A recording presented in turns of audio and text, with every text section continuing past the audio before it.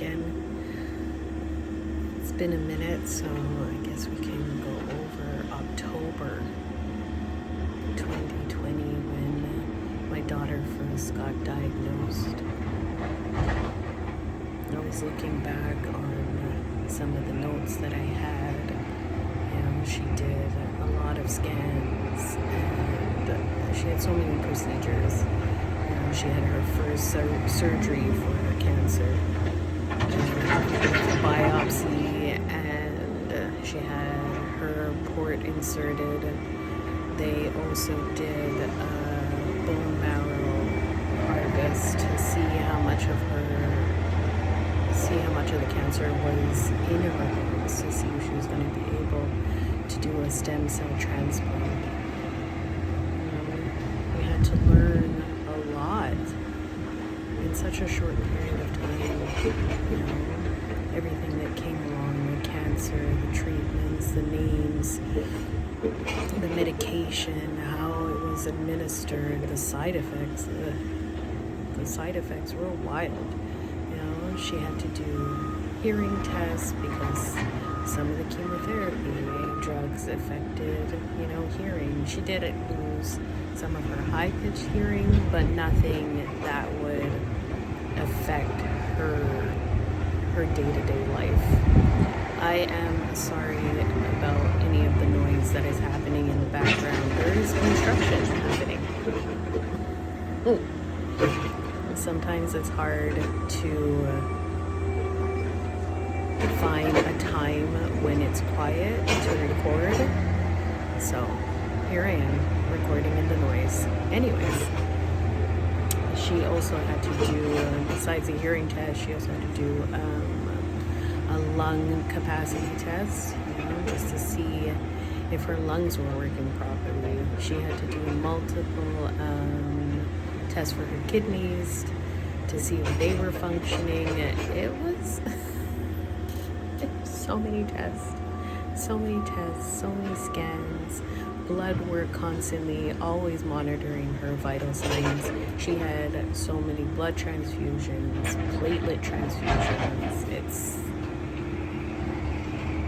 And remember, she got diagnosed just before her 6th birthday, and she passed just after her 9th birthday. It was a short period of time, and she did so much stuff happened. I look back at some of it now and I'm like, I cannot believe that I lived that.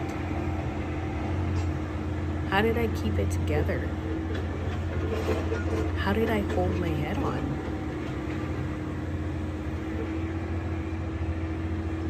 I spoke to my therapist and she said, survival mode.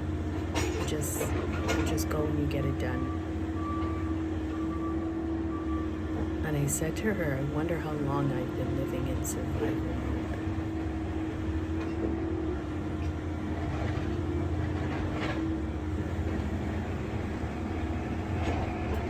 My youngest got diagnosed with cancer.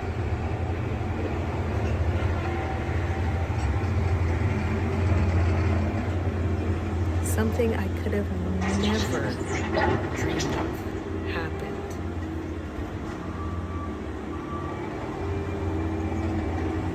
The diagnosis. And then her death. Even though it's a possibility. Even though the doctors, they warn you that the type of neuroblastoma that she had was very aggressive. And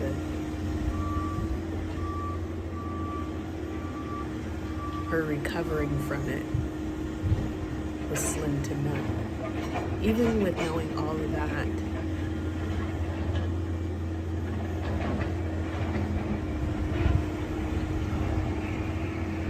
I never imagined or wanted to believe that she could die.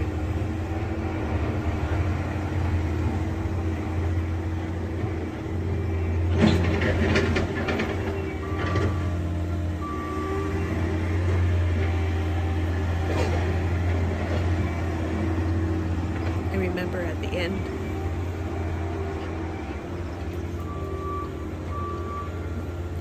I kept telling her, you know, it's okay. It's okay, you can let go.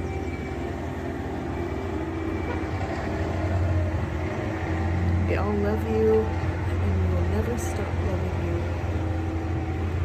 It's okay, you can go.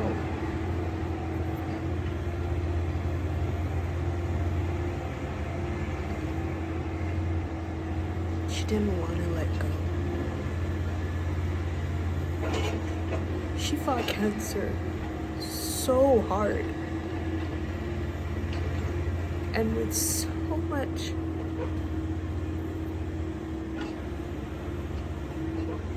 happiness. I think I've said before, you know, she was only sad or quiet or upset when she was really not feeling well.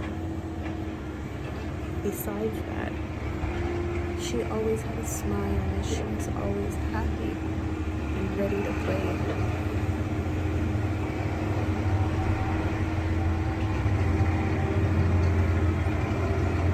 She fought it.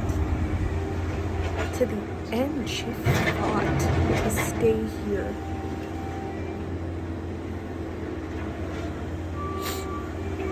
She didn't want to leave any of us.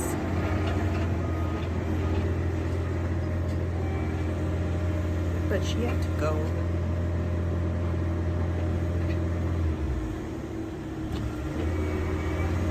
It was too much for her body to handle anymore. Her cancer was super, super aggressive.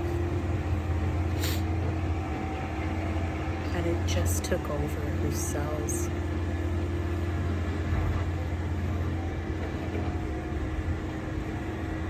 Maybe we could have done something differently. Maybe there would have been, you know, some kind of treatment that would have helped, but we didn't do any of that, you know.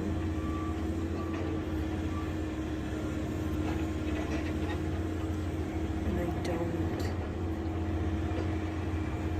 I don't feel guilty about how we handle or how I handle any of it.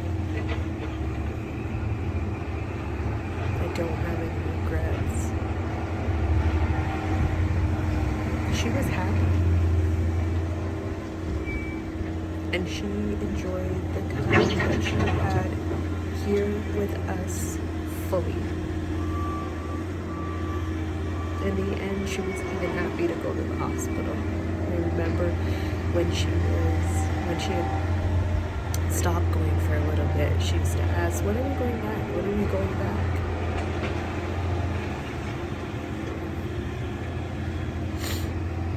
By November 2020,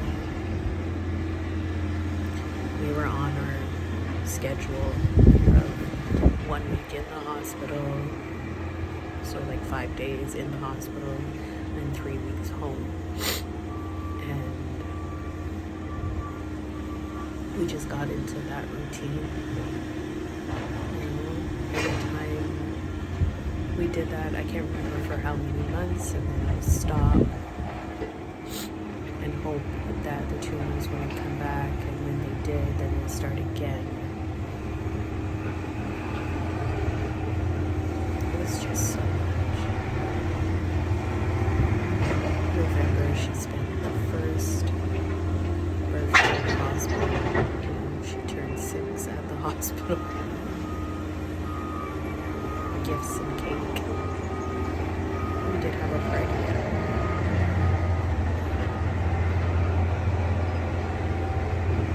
It just kind of always worked out that way.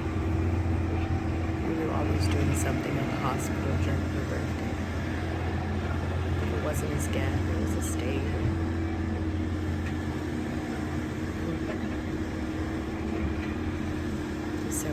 Christmas. We were home. They had gifts and all kinds of stuff at the hospital for the kids. We were back in the hospital in January, just after New Year's. But December, I think we were home for Christmas and then back in the hospital just after Christmas and then back home for New Year's, I believe. November and December passed quickly.